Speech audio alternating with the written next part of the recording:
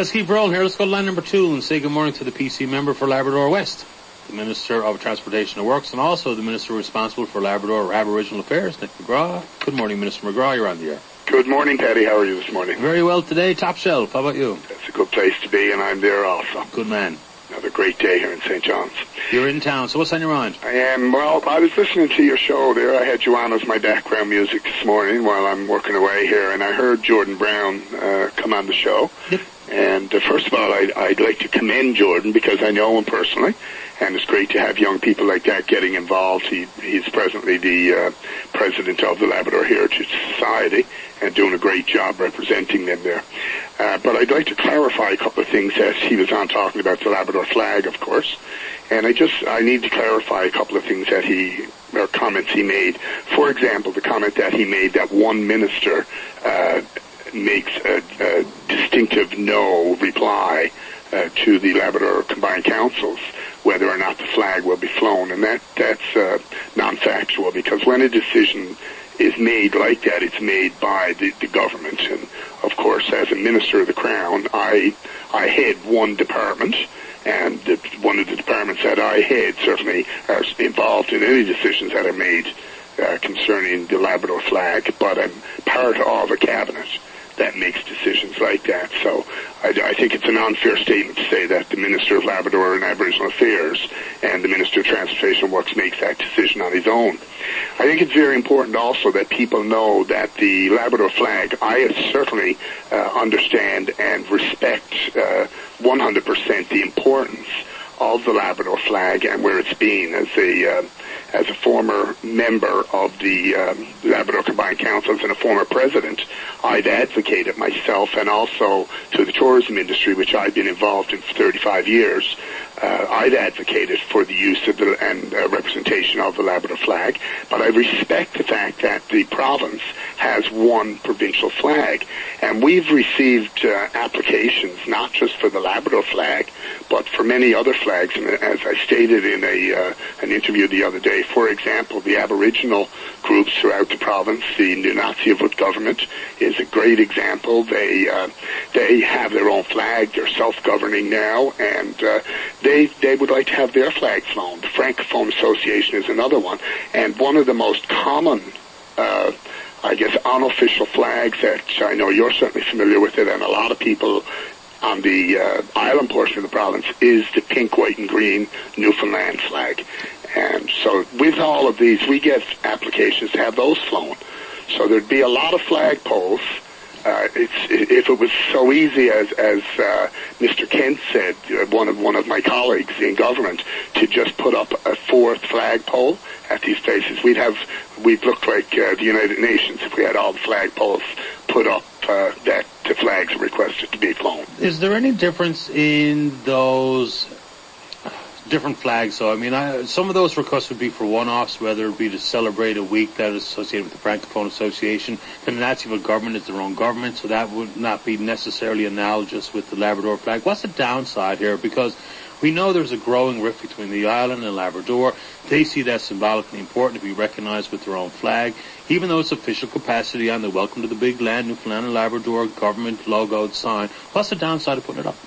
Well, I don't think there is a downside. I guess there is a downside because when you look at it, there is one official provincial flag. And I know myself in public life over the last 25 years in different capacities, I've been involved in public life and promoting Labrador as a part of a province. And there's always been that rift, as you comment on, between the Labrador portion of the province and the island portion of the province. And it's always been there, and trying to break that division is something that I've strived for over the last 25 years. And I think that we've moved ahead in leaps and bounds. And now you hear people, just to hear, and I was at a function last night, and I heard a prominent person that speaks about the province as the province of Newfoundland. And that really bothers the people in Labrador because we are one province. So we want to be referred to as a province, which is Newfoundland and Labrador. So when you fly a flag that represents a distinct part of the province at gateways, what you're doing is you're making that distinct difference between the portions of the province. So it's I guess the aesthetics of it is that it's perceived as a division between one distinct part of the province and another. So you need to be really careful with that. There's an issue now politically for all parties, and that's obviously specifically for the government in power for 12 years by the time we get to the next general election. The people in Labrador, it seems to be very clear that they feel once again they've been left behind, whether it be in relation to the symbolic acknowledgement of their distinct culture and the different relation they have with the land, the different kind of heritage and people that they are, and or the political realities of dollars in versus dollars out. How important is it, and how do you plan on actually documenting some of these things? Because the PCs are quick to talk about, the highest earnings in the history of the province, more doctors and nurses, and all that kind of stuff all the time. But that doesn't seem to resonate in Labrador. Is it time for a dollars and cents reality check for all of us to be able to consider and digest the reality of the numbers?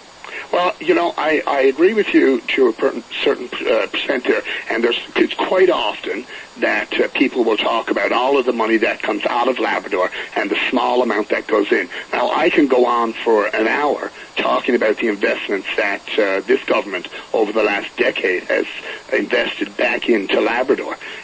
But when investments are made within the province, and again, we have to be so careful because when we sit as a cabinet or as a government, we're making decisions for the whole province. It's not one minister that makes a decision for a distinct part of the province. So when we work together as a government and you sit back and you say, now here are the needs.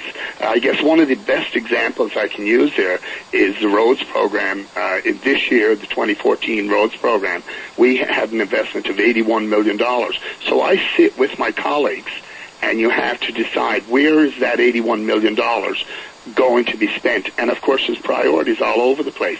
On top of that $81 million, you also have a maintenance program, and then there's a pot of money that has been designated to be spent over a certain period of time on bigger projects, for example, the Trans-Labrador Highway. So you can sit back and say, well, all this money is coming out, but there's none going in. We don't make a distinction. That's like the best example I can give there is the oil reserves, the amount of money that comes in for the oil revenues and the royalties. Do that stay on the northeast Avalon because that's where the oil is coming from? Or do you sit down and say the whole province has to be represented as a province? And that's where we stand on that. One of the issues, just a couple of more quick comments on the flag issue, because for the people of Labrador it's obviously important. They are putting this forward as strictly a recognition of heritage and pride that they have in their own region of the province, as opposed to a political statement and or a political spin opportunity. So if it's important to them, why would it not be easily recognized as important to you as a member representing them, especially as a cabinet minister? Well, it certainly is. It is very important to me, and that's why, for example, if you go into the Labrador portion of the province, at many provincial buildings, at cultural buildings, certainly at private associations, non-for-profit associations within their offices, you will see the Labrador flag flown, and I think that's a wonderful thing to see that flag flown. For example, I was in Red Bay just a little while ago when they made the official announcement of the UNESCO site, and you saw the Labrador flag flown in many places. I think that's really important. I, as a minister of the Crown, and certainly as a Labradorian, I recognize the importance of the Labrador flag. I know the representation of the Labrador flag, but you also have to make a distinction that there is one official provincial flag. And in certain places, such as the gateways of the province, which there are 4, by the way, there are four gateways, that's Port aux Basques, Placentia, Western Labrador, and then Southern Labrador. And the official flag is flown at all of those gateways, which represents all of the province, not just a distinct part. There's just 2 more quick questions before we run out of time. So it's also very clear that when we have a leadership contest ongoing, that there will be leadership contestants or candidates. We'll talk about reviewing decisions made by the Cabinet and caucus that you've been part of for the last 4 years. So that is its own interesting rift. And when it comes to something as simple as this Labrador flag issue, here we have a current minister, Steve Kent, talked about the additional pole to represent the Labrador flag. He sees no problem with it. How do you ensure that these types of rifts inside a caucus don't become a huge problem on the campaign trail, where people question even allegiances inside the Tory caucus? Because that's been important. You all, to a man or a woman, everyone was quick to defend Premier Dunderdale, everyone quick to defend and to promote Premier Marshall, but then these little rifts start to pile on top of each other. Next thing you know, you've got an issue that the public latches onto. So how do you deal with those types of, whether it be big issues like Labrador investment and or smaller issues like Labrador flags? My comment to that, Paddy, is that as an individual minister, I certainly would have opinions.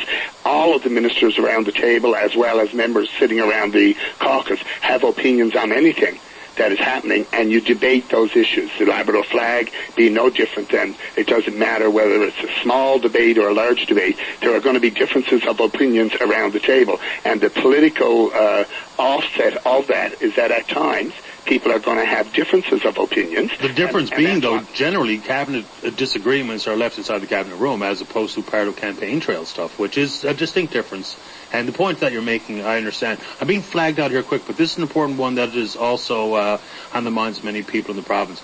Your position as the Minister of Transportation when it came to the Frank Coleman candidacy, the Humber Valley paving issue, is now in the hands of the Auditor General. What's the update on the status of that investigation? When can we expect a report to come back from the AG? Well, I was interviewed myself personally by the AG just last week, and I asked the same question, and the response that I got is that it will be coming out very soon, that he's almost finished, he's conducting his interviews, and that he will be compiling his report, and we should hope to see that report made public in the very near future. I appreciate your time this morning on these issues. There's obviously a lot more facing you, your portfolio, and other questions that people have. We'll look forward to a conversation again in the near future. Okay, Paddy, and thank you for the opportunity to get on this morning and just clarify a little bit of that about the flag. Appreciate your time. Thank you. You have a great day. Same to you. Bye-bye. Nick McGrath is the PC member for Labrador West, Minister of Transportation and Works.